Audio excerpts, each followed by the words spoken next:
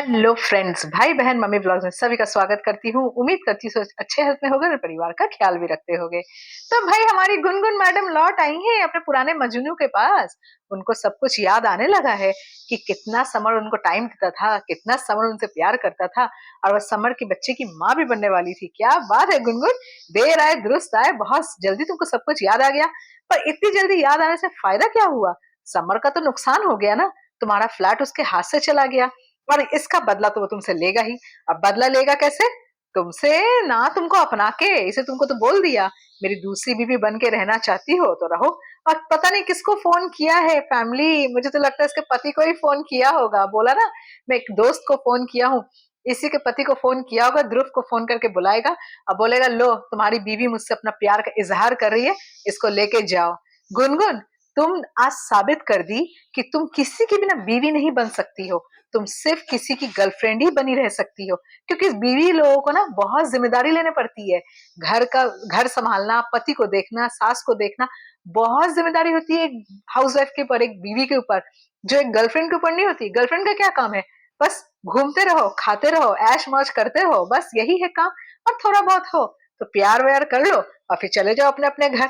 तो तुम गर्लफ्रेंड ही बनने के लायक हो, तुम बीवी बनने के लायक नहीं हो। आज तुमने हम सबको ये चीज साबित किया है। क्योंकि ध्रुव तुमको टाइम नहीं देता। क्यों नहीं टाइम देता? किसी और के चक्कर में नहीं, क्योंकि वो अपने ऑफिस का काम कर रहा है, उसका प्रेशर है। वो तुमको खुश रखना चाहता है, अपने आने वाले बच्चे को खुश रखना चाहता है, इसलिए वो काम कर रहा है। पर तुमको ये सब बात समझ में नहीं आएगी।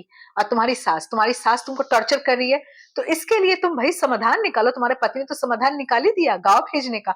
तो तुम जाओ अपनी सास को बस तक बैठा के आओ और अपने पति के संग ही जाओ। पति को बोलो तुम भी चलो मैं भी चलू, दोनों सासू माँ को बस ट्रेन तक बैठा के आते हैं। पर तुम वो भी नहीं करोगी, क्यों? क्योंकि सारा इल्जाम बाद में तुम्हारे ऊपर आ जाएगा, इसीलिए तुम वो भी नहीं करना चाहती हो। तो तुम क्या करना चाहती हो? अभी तुम राधिका घर फिर से बर्बाद करने चले आई। वो अपनी समर के संग अकेले रहना चाहती है, इसीलिए अपनी सासू माँ को भी लड़ झगड़ के भेज दी गाँव। समर भी अपनी मम्मी को भेज दिया गाँव, ताकि वो दोनों अकेले आराम से रह सके। पर तुम वो भी अब नहीं होने दोगी, क्योंकि अब तुम्हारा याददाश्त लौट आया है। 3,20,000 का असर हो गया है खत्म। तो अब तुम क्या चाहती हो? ध्रुव से बात करे समर, तुम्हारी सास से बात करे समर। और समर समर बेचारे, तुम्हारे हाथ से तो सारा लड्डू छीन लिया इस लड़की ने, और अब फिर से आ गई तुमको पूरा बेघर करने के लिए। जो तुम्हारा अपना फ्लैट है ना समर, वो भी अब तुम्हारे हाथ से छिनवा देगी। तुम देख लेना। फिर तुम ना गली के रहोगे ना घाट के रहोगे, फिर तुम बैठे रहना। इसे समर, मैं तो तुमको एक ही चीज सजेस्ट करूंगी, इस लड़की से दूर रहो। इसके लिए सारा चीज तुम्हारा बिलंटाया है। अब तुम इससे दूर रहोगे तभी तुम ट्रैक में रहोगे, नहीं तो इसके अगर चक्कर में फिर से पड़ गए तो अब तुम कहीं के नहीं रहोगे। ये तुम मान लो हमारी बात। हम तुम्हें सब्सक्राइब करके बैठे, हम तुम्हें देखते हैं, तुम्हें ये चीज अच्छे से सजेस्ट कर सकते हैं कि गुनगुन से 10 कोस दूर रहो तुम।